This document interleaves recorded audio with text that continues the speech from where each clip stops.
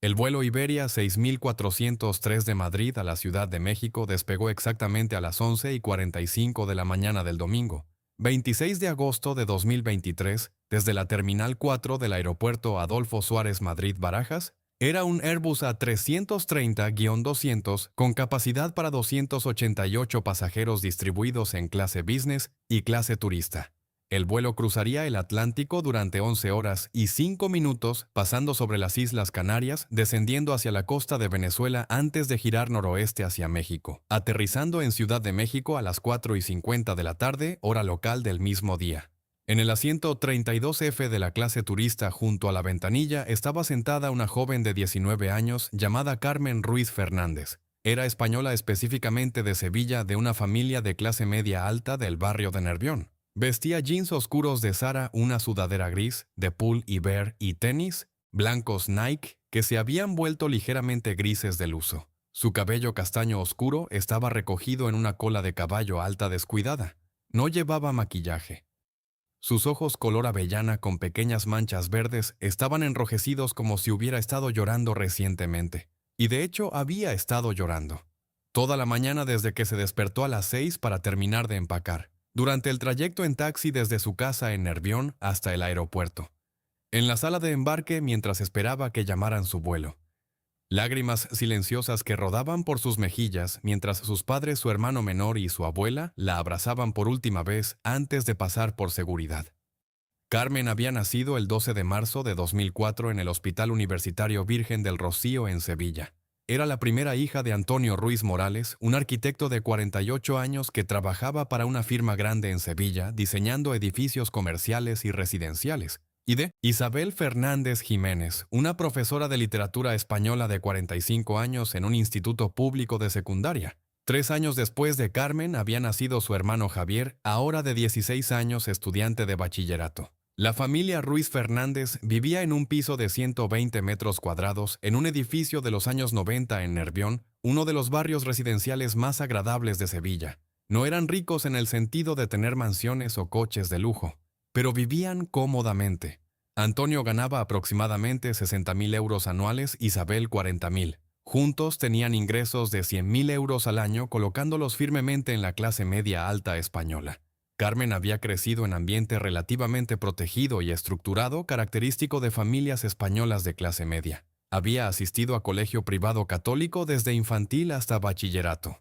Colegio Sagrado Corazón, donde colegiatura costaba aproximadamente 600 euros mensuales, 7.200 euros anuales. Había tomado clases extraescolares de piano durante 8 años, clases de inglés en Academia British Council, durante 6 años clases de danza española durante 4 años. Sus padres, especialmente su madre Isabel, habían sido muy involucrados en su educación y desarrollo, tal vez demasiado involucrados. Isabel revisaba las notas de Carmen, contactaba a profesores y Carmen bajaba aunque fuera medio punto en alguna asignatura, organizaba su horario de estudio, decidía qué actividades extraescolares debía hacer. Antonio era ligeramente menos controlador pero igualmente protector, llevando a Carmen en coche a todos lados hasta que cumplió 18 años.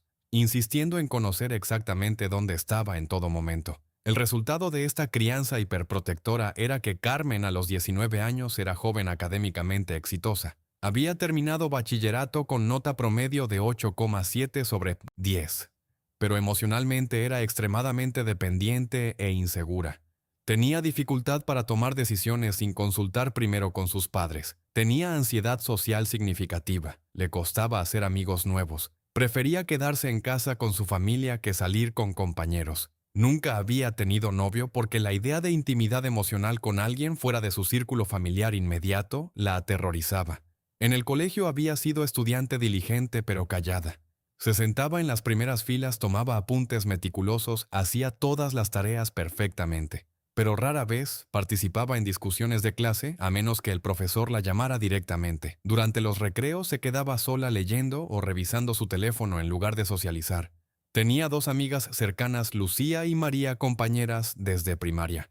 Pero incluso con ellas, Carmen era reservada, nunca compartía verdaderamente sus sentimientos profundos. Después de terminar bachillerato en junio de 2023, Carmen había aplicado a varias universidades españolas. Había sido aceptada en Universidad de Sevilla para estudiar filología hispánica siguiendo los pasos de su madre. El plan había sido vivir en casa con sus padres mientras estudiaba continuar en el ambiente seguro y conocido que había tenido toda su vida. Pero entonces algo inesperado había pasado. En julio, 2 semanas después de recibir su carta de aceptación de Universidad de Sevilla, Carmen había recibido otra carta. Era de Universidad Nacional Autónoma de México UNAM, una de las universidades más prestigiosas de América Latina. Carmen había aplicado a UNAM en marzo, casi como broma, porque su profesora de literatura le había mencionado que UNAM tenía programa excelente de literatura latinoamericana y que aceptaban estudiantes internacionales. No había pensado seriamente que la aceptarían. No había pensado seriamente en ir. Pero la carta de aceptación había llegado, y con ella, oferta de beca completa que cubriría colegiatura y residencia en Ciudad Universitaria por 4 años. La única condición era que mantuviera promedio mínimo de 8/10. Carmen había mostrado la carta a sus padres casi esperando que se rieran, que dijeran que era imposible, que por supuesto no podía irse a México sola. La reacción de sus padres había sido exactamente lo que esperaba. Su madre Isabel había entrado inmediatamente en pánico. México, sola. Carmen. Tú no puedes vivir sola, nunca has vivido sola un solo día. ¿Quién te va a cuidar? ¿Quién te va a ayudar cuando tengas problemas? Y México es peligroso, hay narcotraficantes, hay violencia, hay secuestros. Su padre Antonio había sido ligeramente más calmado, pero igualmente opuesto. Es muy lejos, Carmen. Son 10 horas de vuelo. No podemos venir a verte fácilmente si tienes emergencia. Y no conoces a nadie allá. Al menos en Sevilla tienes a tu familia.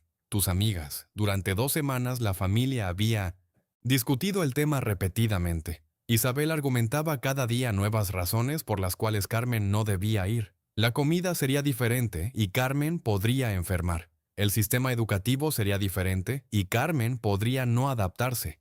Carmen era tímida. ¿Cómo haría amigos en país extranjero? Carmen se deprimía fácilmente.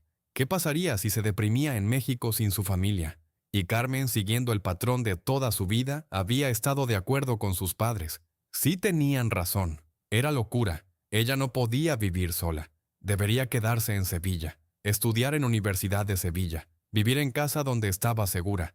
Había estado lista para rechazar la oferta de UNAM, pero entonces su abuela había intervenido.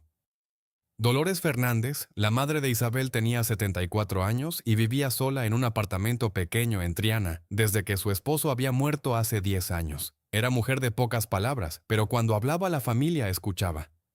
Un domingo, durante almuerzo familiar en la casa de Antonio e Isabel, cuando el tema de UNAM surgió otra vez, Dolores había puesto su tenedor sobre la mesa con sonido firme que hizo que todos se callaran. Isabel había dicho mirando directamente a su hija: «Estás matando a esta niña con tu miedo». Isabel había intentado interrumpir, pero Dolores levantó su mano. «No, déjame terminar.